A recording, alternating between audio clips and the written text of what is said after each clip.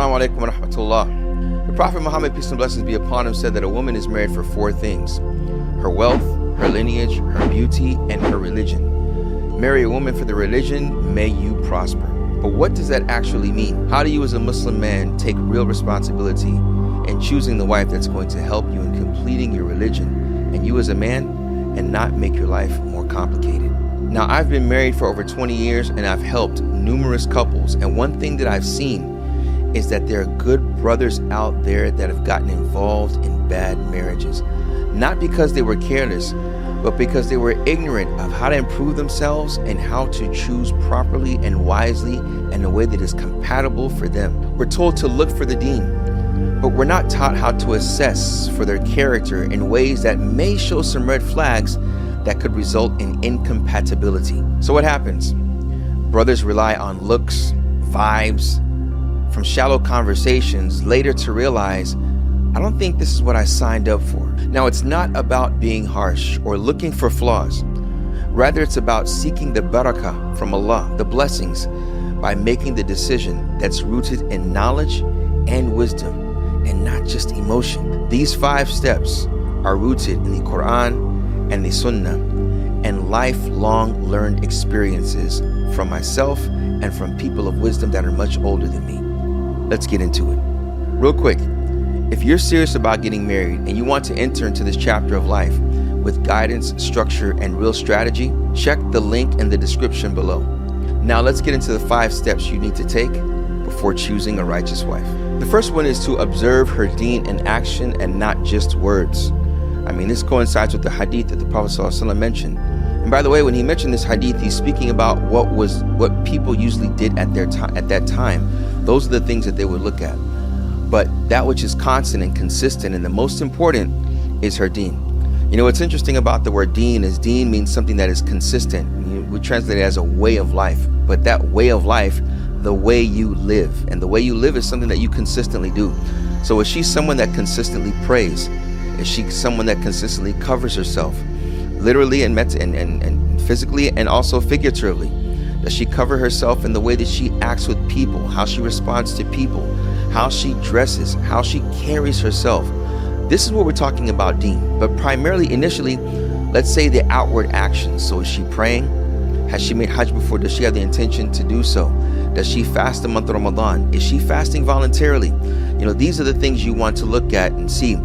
That consistency in actions of Islam. That's the most important thing, because those actions are what the children are going to see when you get married. If they're not there, it's going to compromise the integrity of how you want to raise your children. So it's not about asking, are you religious? I mean, you don't want to just ask, are you religious?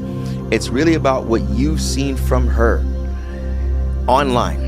If you see something online, she may have a Facebook page, she may have an Instagram. This is where you can use this in khair. You can use it in good by seeing what are the things that she does. Does she travel a lot? When she travels, is she like wearing hijab here? Then when she goes here, she's not. And you're someone that wants a sister in hijab. It's very important for you. From the outward appearance, there has to be something. How is she wearing her hijab? Is she wearing it in a way that coincides with the sharia, that coincides with the deen? Meaning that it covers her head, covers her ears, covers her neck. Is she doing that in a way that pleases you? That you say, okay, I would want my daughter to look at her mother dressed this way, right? So when you see online, how is she responding to comments? What is she saying? What is her reaction to certain things that she sees? If she sees something atrocious, why is she posting it? What is she saying about it? This is an expression of what she thinks and how she feels, an expression of her deen. This can be an expression of her deen. So when talking about her religion, it is important to see these things from you personally, to where you can have sound or an element of sound judgment by what you've seen and what you've encountered, especially if you're in an environment to where you may see her every day or every other day. It's important to take that into account, and that's the primary thing that we should look at. Number 2, and I really mean this verb, investigate. Investigate, investigate. You have to be a detective. Investigate her reputation. Reputation is, what is she known for? So if she's in an MSA, what is she known for? How do you find out? You ask brothers in the MSA, the Muslim Student Association. You ask brothers that may work with her at a job, a particular plant. You ask brothers at the masjid. You ask sisters, because you want to get the perspective from both sexes. What do males see and what do women see, right? So if males say, well, I don't know this sister, or I know her brother. How's the character of her brother? What would her brother say about her? You want to ask about that reputation, because a reputation is an expression of what she's known for in a community. And if you're known for something, it's that which you are consistent in. So we're talking about the first, it's her deen from what you've seen. And what you've seen, how she carries herself, how she dresses, how she acts. But what about other people in places that you're not present? So her community masjid, her place of employment, these things you're not around. So you need to investigate and ask. And when you ask people, you say, "Assalamu alaikum, brother. Yes, what do you know about sister so-and-so? Because I'm kind of inquiring on stepping to her for marriage, thinking about going to her father." Which leads me to the next point. Her family reputation, right? Even though the Prophet ﷺ, he said, although the Prophet ﷺ said one of the four things was her lineage, right? This is what people used to look at. They used to look at that because it can serve as an expression of where she comes from, what her views on certain things, and even to a certain degree, her character. So for example, one thing you need to take into consideration, brothers, man, is if like you are the only child, and this sister is the oldest sister for 5 boys, right? And you admit, I'm a mama's boy. There may be some conflict, because she may do things in a much more aggressive way, because she had to be aggressive with her younger brothers. Not saying this is all sisters, but it may be normal for her to be aggressive to an individual that may not understand what she's trying to say. You may view it as aggressive and she may not, right? So understanding the family dynamic is what is important. What household does she come from? Her father, what is his character? Was he someone that was traveling a lot and not around? That may mean that she may need somewhat of a father figure. Is she the youngest? Is she the middle child? Understanding those dynamics, those fitri dynamics, that you looking at yourself, okay, am I the oldest and I'm somewhat of the leader of my siblings? Therefore, I'll know how to appropriately deal with certain situations and lead. That aspect may be easier for me. But if she's the youngest, she may have certain expectations that I may not be used to providing and fulfilling. So the reputation of her, the reputation of her family is something that you need to investigate. And I really mean this. You need to investigate it, because the investigation is not backbiting. It is not trying to find out secrets. Rather, it is looking for the potential mother of your children. When she was a child, the children that are around her, how they grew up is most likely what she's going to know to be good, and even to a certain degree, to be masculine. There was a situation to where, sometimes a situation where a sister, she wanted, a brother to act in a certain way in public because she felt that there was a violation of hers. And the brother was like, no, natarayat, let's be easy on this and find out really what's going on. Eventually, she started to resent him, because she realized that he's not the man that I thought he was. He's not like my brother. He's not like my father. Does that mean he's not masculine? No. But does that mean that, that she's too overzealous and aggressive? No. It may be a cultural nuance that is there. So it's important for you, as the man that's investigating, is to see the dynamics of the family and to understand the dynamics of the sister from that which may emanate from her family values. Also within these family values, it's incumbent, and I use this word importantly, it's incumbent for you to see, how does she treat her father? How does she treat her mother, right? When she goes out to a restaurant, sometimes for Eid, you may run into her family, your family says, how does she treat her father? When her father requests something from her, when you ask the elders in the community, or you ask your son to ask his mother, you ask your friend to ask his mother about this sister, right? How does she deal with the older males in her family, her father, her uncles? How does she deal with the younger males in her family, her younger brothers? How does she deal with them? What is her response? What's the way that she interacts with them, right? You'll find sometimes that sisters say, I have a bad relationship with my father. Well, that means she has a bad relationship with a man that's older than her that takes care of her. Now, if you find out more from the elders in the community that may say, for example, her father travels a lot, and we've seen outbursts of her with her father, or her father travels a lot, and I've taught her in Islamic school over the years, and she's very, very you see her very, very sad when we have parent-teacher meetings and he doesn't come through, right? These dynamics are important, which lead me to, if you have the opportunity to go to certain Islamic schools that know this sister when she was younger. So, for instance, her middle school teacher, right? When she's in 6th, 7th grade, 8th grade, her high school teacher, asking them in their respective communities. Investigate. We'll find out what match did they go to. And, they'd be surprised, which is a sunnah that is not practiced, going to certain masajid where her previous Islamic school teachers were and asking about them and introducing yourself and saying, I'm so-and-so. I'm interested in asking for a hand for marriage. She doesn't know I'm asking. So I just like for you to, to be, if you could be truthful with me. And then you have to remind them, Allah hasibu wa nahsibu kadhalik. Just say what you know, facts, not feelings, and Allah is their accounter. And this is, something that I'm doing very diligently.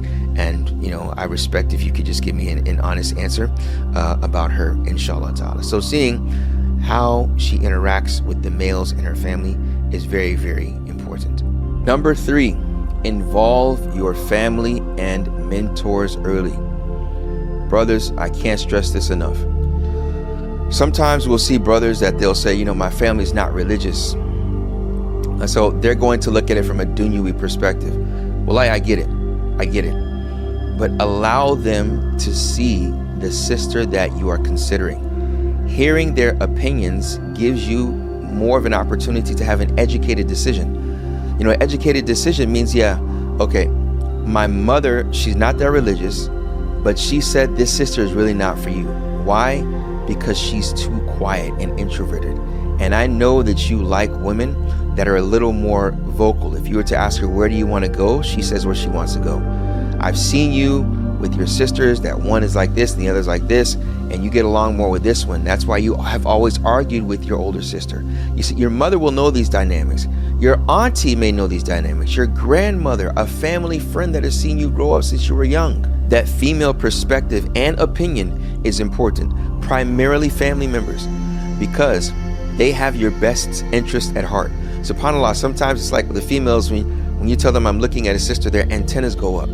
Because some of them are thinking, okay, they understand those dynamics, especially the elders of your family, the elder women of your family that are married, and maybe even those that went through divorce or their husbands have passed away.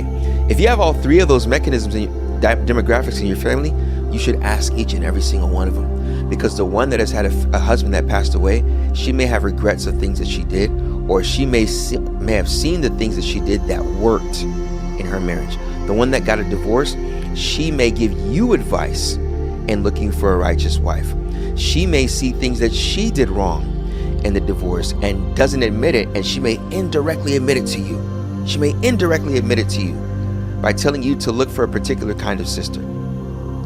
She may say, there was one situation, a woman got in a divorce and she told the brother, make sure you look for a woman that does not have put her career first.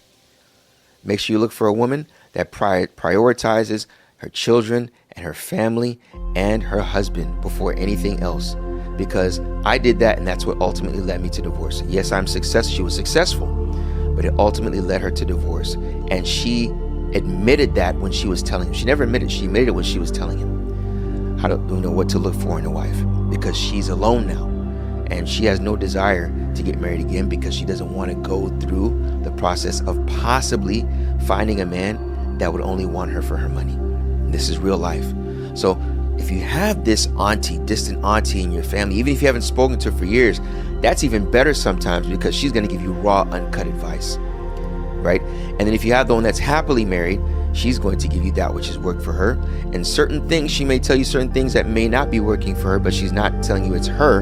It may be just some things, advice that she may give to you. So speaking to your elders, the females in your community, the females in your family, that will give you some healthy representation, number one, and it'll allow you to make more of an educated decision. The imams in your community, this is important as well.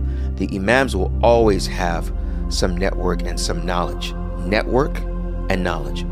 If it's a network, they'll ask people that know the family, and they may give your mother, your father the information. He may give you information, but may tell your father something else. May tell your father additional information that you may not be ready to hear, right? Or that if you hear it, it may not be that which is conducive to your decision. Okay? So it's important for you to ask the people in your community, the people in her community. Do not go solo, because when you do this solo, Shaitan can indirectly come to you and make you think that you can put the cape on to save her. Not to say that the sister's a bad sister, but if she comes from a dysfunctional family and she wants to escape that dysfunctional family by marrying you, that emotional connection is already there because you feel a level of sympathy, shafaqa for her. You feel sorry for her and pity. And you know that you can help her. You have the qualities to help her. You have the finances to help her. And there's a connection. But you didn't know that there was some challenges for her mentally. There were some challenges for her when it came to safety. She may have been violated when she was younger, and it carries over. And she didn't want to tell you that because she sees you as a good man. But you know who can sniff that out? The females in your family. I guarantee you, they can sniff that out, and they can see that. They can have some antennas that will come up. When they tell you the antennas, listen, brothers, listen. Do not go through this solo. Number 4, create meaningful halal conversations.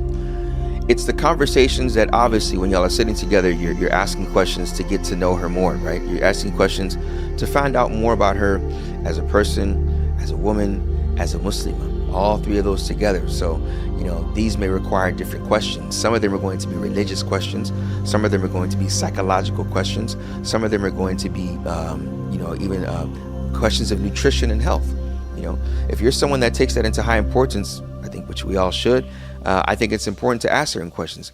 You don't start and stop at generic questions like, what are your hobbies? Although that's a good question, but it should be an entryway to another question, an entryway to her values, an entryway to what she holds into importance, to her views on money. So for example, you say, if I was to get a job, when we got married, and then, I'm in software, and I find a job overseas, and I say, look, we're going to move overseas for about 5 years. What's your take on that? Right? You have to ask the question, and a side point is you ask the question, you approach this whole conversation with a very serious attitude, not rude, or not someone that is you're not social, someone that is rude, or you have a straight face and you have no personality. It's just when you ask the question, she needs to know that you're very, very serious about this and you take it into high importance. So you can smile and say, so if this was to happen, what do you think? Right? But then you want her to know that you're very serious about it, right? So hearing her response, looking at her facial expressions, you want to see how she responds. So she's like, I don't know if I'd want to leave where my family is. That could be a red flag for you, because if she's not ready to do that, and the nature of your job entails that, or you're someone that really wants to travel the world and she's a homebody, that may be a red flag, particularly in this chapter. May and may not be, because I'll never forget what one mentor told me. Your deen is her deen. When she sees how you are as a man, ambitious and so on and so forth, okay, she's willing to leave her family, and that may be her rites of passage, right? Something that's going to be, an encounter for her. But also questions of value. If I was to lose my job, how would you? What would you say to me? How would you encourage me? What would you think about that? What is your opinion on raising the kids? Like, do you want a certain amount of kids, or do you care about having a village, right? So that's a word, village, being joking, shows you have a sense of humor, whatever the case may be. What does she want in regards to family, right? If a child is consistently bad, do you believe in, grounding them? What's your take on punishment of the child? What's your take on rewarding children? Do you treat girls different than boys? Okay, how do you treat them different than boys? So if she asks what's her hobby, she says, I really like to I like to ride my mountain bike on Saturday mornings. Okay, so you're into mountain bikes. How long have you been into that? Okay, who got you into that? Oh, my dad. I ride with my dad. That's a plus. She spends time with her father. It's a plus for her father as well, right? These kinds of things. Or she says, I ride with my stepdad. Stepdad creates a whole story. Oh, your stepdad, really? I always thought he was your father in the community. Mashallah, tabarakallah, it's your stepfather. Okay. And then depending on the conversation, you may say, wow, what is your real father okay? Is everything good? That may open another door. And see her response when you ask her that personal question. And it's allowed to ask this question. Well, my father, he's not in my life now. You may see her facial expression change. Or she may say he passed away. These are very important questions to ask. This is what creates the meaningful conversation. You're getting to know her values. You're getting to know her behaviors. You're getting to know things that she dislikes, her goals, her regards to gender, responsibilities. Like, okay, what do you feel that the wife's responsibilities are? Or what do you feel that the husband's responsibilities are towards the wife, right? How do you feel men and women complement each other in a marriage, okay? When you're sick, if I was sick and I came home sick, what would be the things that you would want to, how would you help me in this regard, right? You hear what she says. If she doesn't have an answer and there are males in her family, that are older than her and younger than her, that may be concerning, right? You'd want to create scenarios and ask how she would handle those scenarios. So meaningful conversation is very, very important. You can start with generic questions, but let those generic questions be an entryway to more specific questions. Look at the facial expressions, look at the responses, look at the voice intonation. I'm not saying be a private investigator, but be an investigator. And number 5, welcome her questions. This is important. And this shows confidence. So if you're asking her a question and she answers the question, you say, do you have any questions for me? Make sure you ask that question. Do you have any questions for me in this particular aspect of life? And she's like, no. Depending on how she says no. She's like, no, not really. I mean, she probably hasn't even thought about it. That's not a flaw. It's just important for you to see her response, her personality, and her response. This can be an example of her character or a hint of her character, right? Which was speaking about the fourth, when we talked about the fourth aspect of it. So when you ask her if she has any questions, she may ask you a very probing question. She's going to be looking at your response now. So everything that I said, she'll be looking at it from a female's perspective, which is important, but not that important. Why is it not that important? Because when you are who you are, that's what she needs to see, right? Don't stress too much over, am I the man that she wants, right? And this is what I constantly tell you, brothers, is yes, you're asking for her hand in marriage, but she's also asking for your husbandry, how you're going to be as a husband. That's what she's requesting as well. And she's interviewing you to see if you're worth it. At the same time, you're interviewing her to see if she's worth it. Worth what? Worth your life. Because when she's your wife, you're willing to die for her. When she's your wife, you're willing to sacrifice everything for her. You're willing to sacrifice your life primarily, your finances, and taking care of her and taking care of your future children, right? When there's children, there's that lifelong connection and that you will have with her. Even if it's after divorce, there's going to be some type of connection if we're trying to do this with ihsan. When she asks you these questions, as I mentioned, it's important for you to be yourself. So if she asks you, would you have a problem in marrying a woman that doesn't wear the veil? And you see that she may be wearing it halfway, or, she may not be wearing it. You didn't know until you got there, whatever the case may be. Or, she wears it, but when you see her, she's not wearing it, which is allowed, the yom and another when you see her. Difference of opinion amongst the scholars, right? And she asks you that question. And she has family members that don't. And she's close to one of her sisters, and her sister just doesn't wear it. She's 22, has never worn it, right?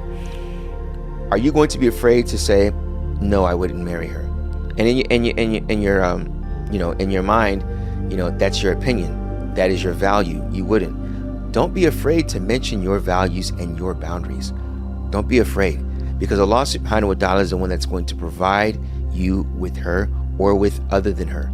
And it's important, brothers, that the father-in-law knows, that her father knows that, her family knows that she knows that. This is very important. There's a rule when it comes to negotiation. When you walk in the room, always be ready to walk away. When they know that you're ready to walk away, and the reason you're walking away is because of your values and your principles, they can do nothing but respect that. If you're going to call off, the marriage process, or sitting with her and having these questions, and you call it off and you say, there's no nasib, right? I don't think this would work out. I wouldn't want to violate her and oppress her. This is the best way to say it, brothers. If it doesn't work out, I wouldn't want to be someone that oppresses her, because I see there's a lack of compatibility. There's a lack of compatibility. And if they go on and say, why? You say the lifestyle. I don't think the lifestyle would work out.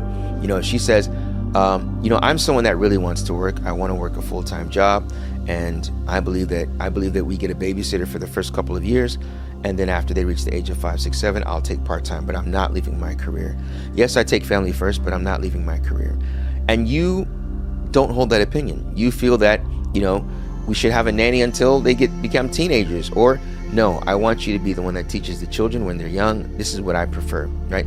Don't be afraid to mention your standards.